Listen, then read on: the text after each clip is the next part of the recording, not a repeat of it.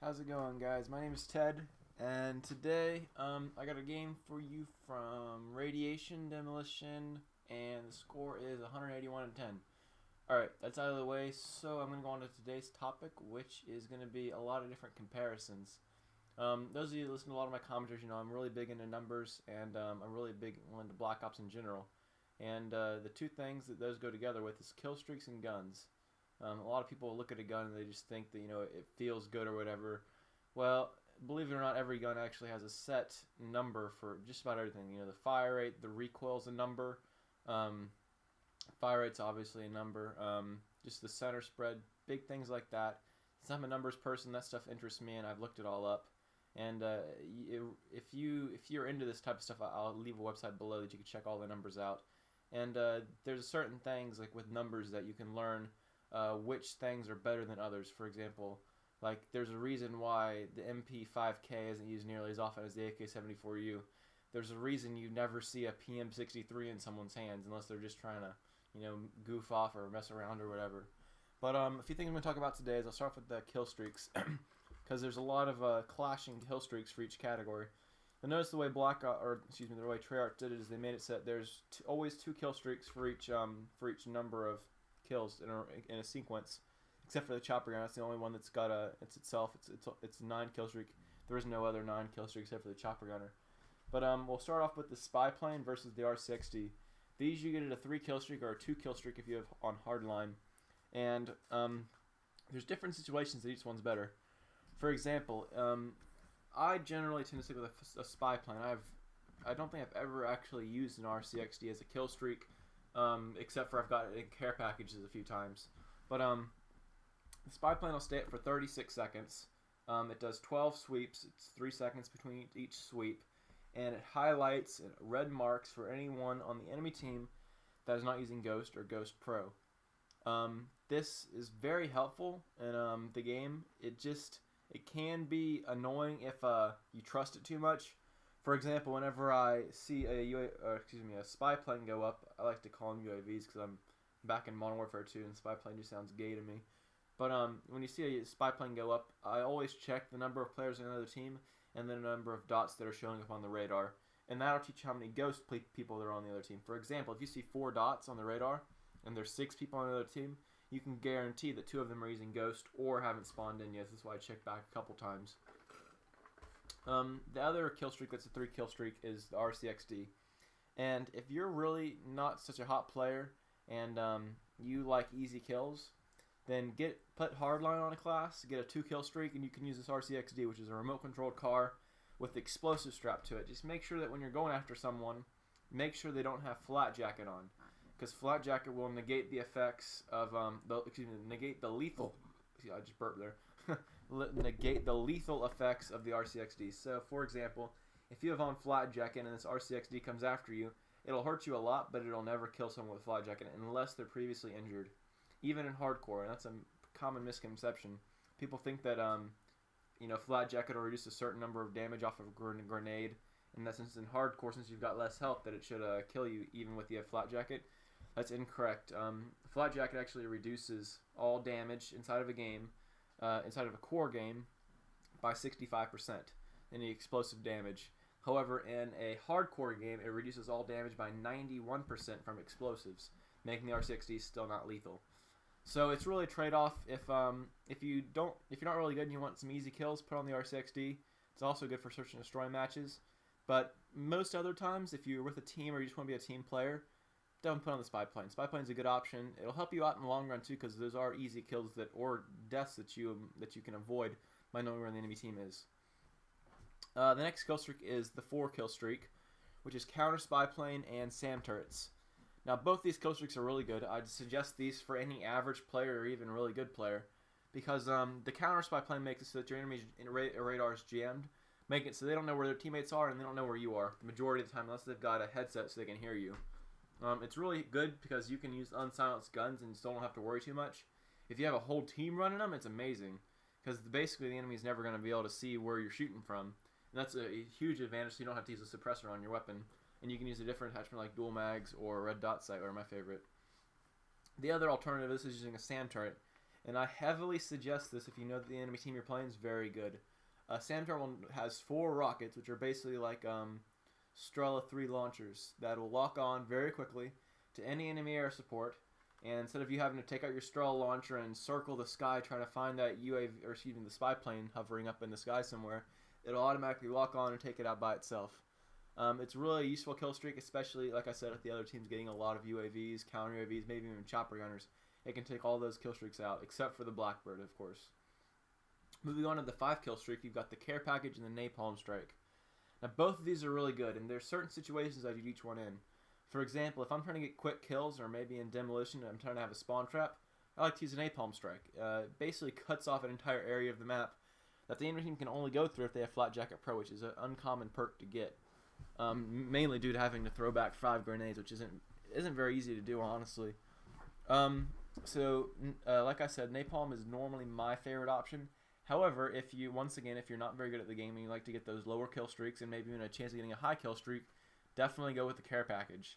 If it's a care package mixed with Hardline Pro is a great option because you can get 2 hits at your care package, and you can almost always come out with a great option like probably a 7 kill streak or higher the majority of the time. I do know the statistics on those. The statistics for the first roll are not the same as the second roll. For example, when it drops out of the sky the first time, you've got very little chances of getting a higher kill streak. However, when you double tap X with Hardline Pro in the care package to get it a second roll, it's a lot better drop. It's always better, and it will either be equal or better, but the chances of it being better are very high. For example, say you get a UAV the first time, you'll always get say you get a counter UAV the first time. When you re-roll, you're not going to get a UAV. You're either going to get a higher kill streak or a kill streak of the same level. For example, if you get a counter UAV the first time, you'll either get the SAM turret as your second try, or you'll get something better than a SAM turret. The chances are it's going to be better too because it's stacked more that way. Let's move on to the mortar team versus the sentry gun. Now both of these are really good. I've had a lot of luck with each. In a spawn trap, the mortar team is really nice. You can just call it in and get it over with.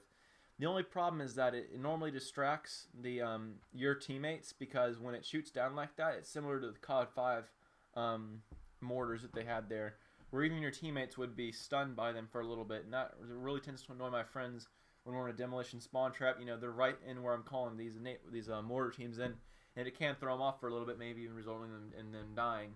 But I have had a lot of luck with them. I've actually got a 6-man mortar team before, and I'll put that up probably at the end of this video if I can find the clip. I don't know. If it's not there, I'm sorry, but I'm really bad with editing and all.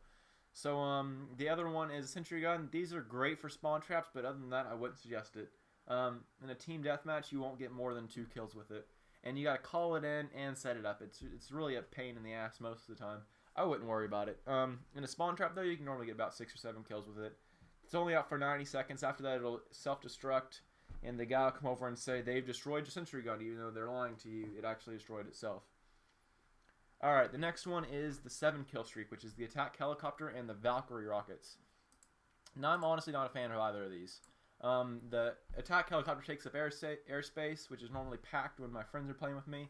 And the Valkyrie rockets, you got to call them in, and you got to man them while you fire them, and they don't normally get you more than 1 or 2 kills. They're very hard to use. I don't like the Valkyries at all. If I had to use one, it'd be the attack helicopter. The main time the attack helicopter does its best is during a hardcore, either S&D or TDM or free-for-all. The attack helicopter can net you between 5 and maybe even 8 kills if you call in during the beginning of the game for a TDM or a free-for-all.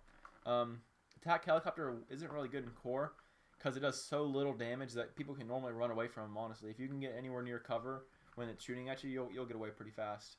They are very aggressive and you don't have to man them, which is the best parts. However, it takes up airspace. Say your friends have chopper gunners waiting to be called in, and you've got this attack heli in the air. They won't be able to call in their chopper gunner until the attack helicopter stops little pooping on people with its little bullets, and then it flies off the map, and then finally your teams will be able to call in their support. So I don't suggest it. I tell my teammates never to use it because our air support, our airspace is so full with chopper gunners and gunships. I don't want anyone using a little attack helicopter. That doesn't do much for the team. But if you have to use one, I'd say the attack heli. If you want to have fun, use a Valkyrie. That's the long and the short of it. The next one is the Rolling Thunder versus the Blackbird. Now these are 8 kill streaks. And this is when you start getting to the higher kill streaks. These are the kill streaks that separate the men from the boys, I guess you could say. the average players or just casual gamers probably won't get these in every game. I don't suggest these higher kill streaks until you become pretty confident with the game, I guess you could say, or you have a good team that you can play with.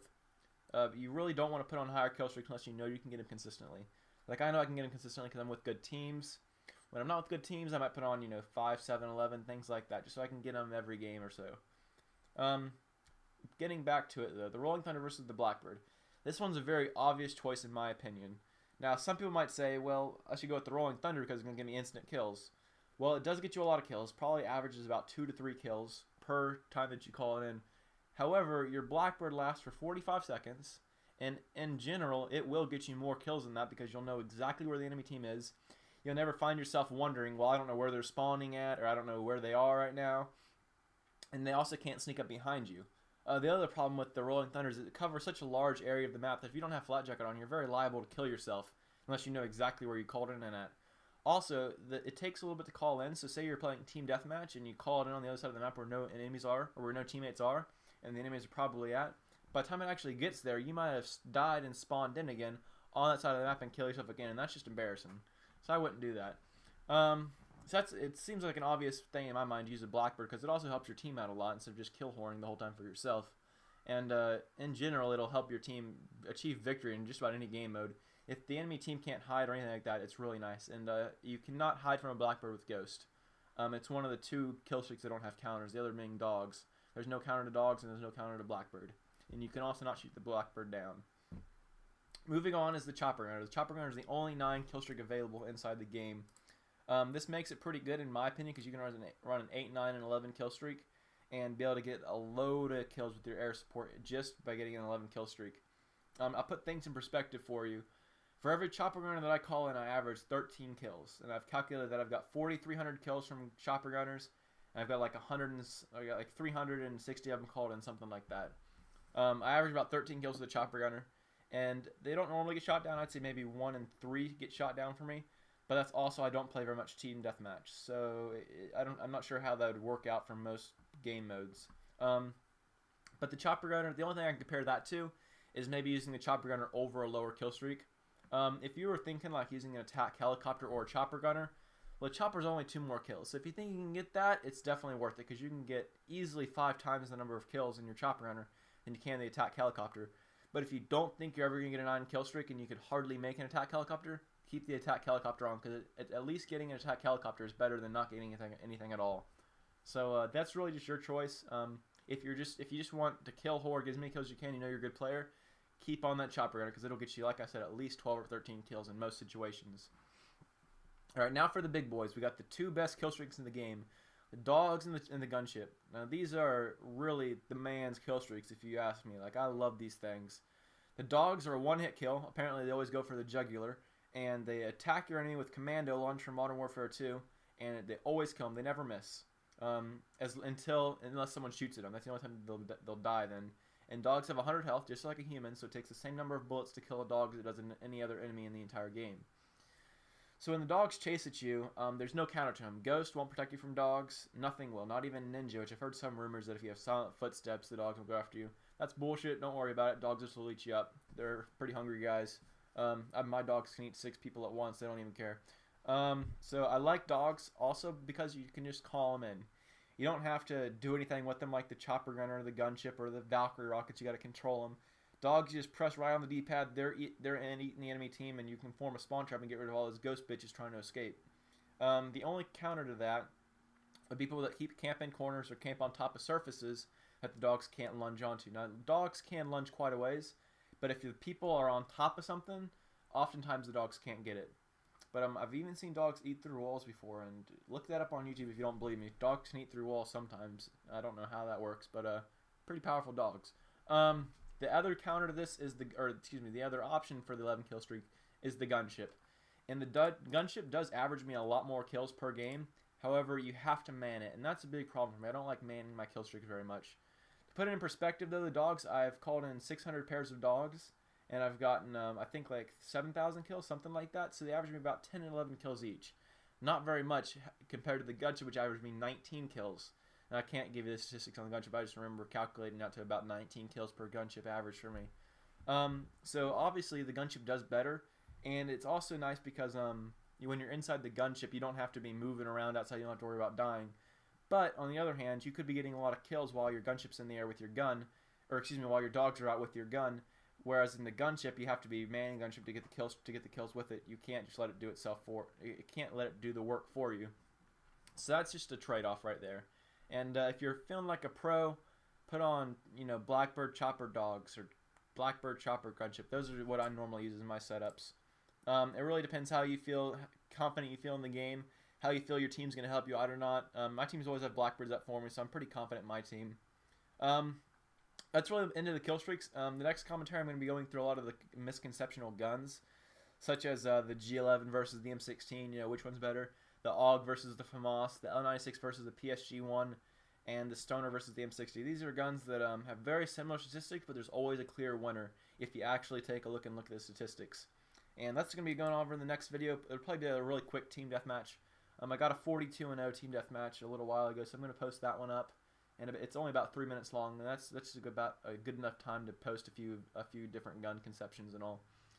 So that's it for this video, guys. The final score in this game was 181 kills and 10 deaths on Demolition Radiation. I love this map.